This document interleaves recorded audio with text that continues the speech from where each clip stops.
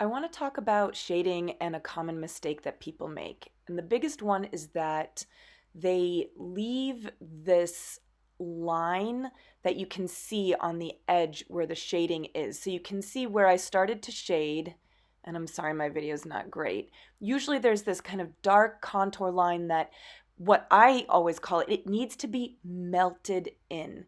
Now, I have two daughters that apparently raided my pencil drawer, so I'm using just a kind of garbage pencil, and I apologize that I did not notice when I was making the video that it was focused on my dry skin and not the drawing, but it will hopefully focus in a little bit here.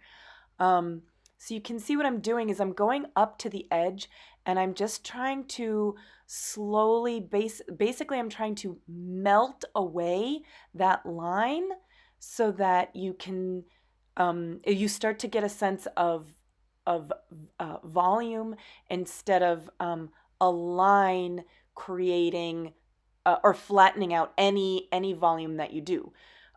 If this area that I'm erasing away is going to be much lighter in value, and I apologize that my pencil is so garbage that I couldn't make it I was barely drawing on it and it just accepted so much value from my pencil. So just imagine that it's super light.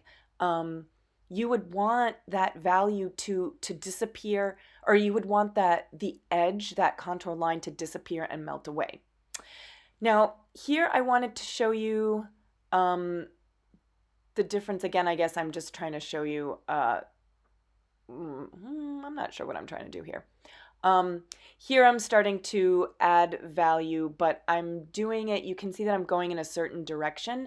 And when you're shading, you want to think about the shape of your object.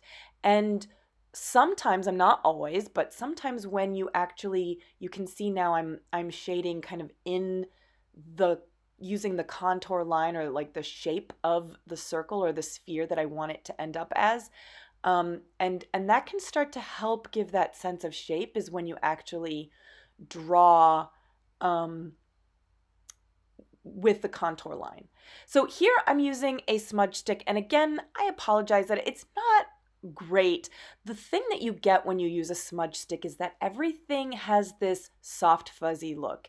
And honestly, it irritates me beyond belief. Like, not everything should be fuzzy.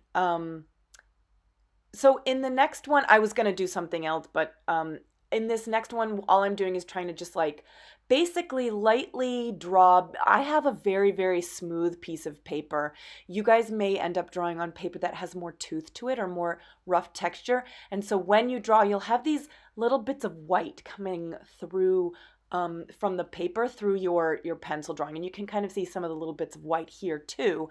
And normally, here's where I would say instead of a smudge tool, I want you to try using a very hard pencil like a 4H or a 6H. And rather than the smudge tool, because the hard pencil, you don't have, even if you have a heavy hand, it won't put down a lot of material because the lead is so hard.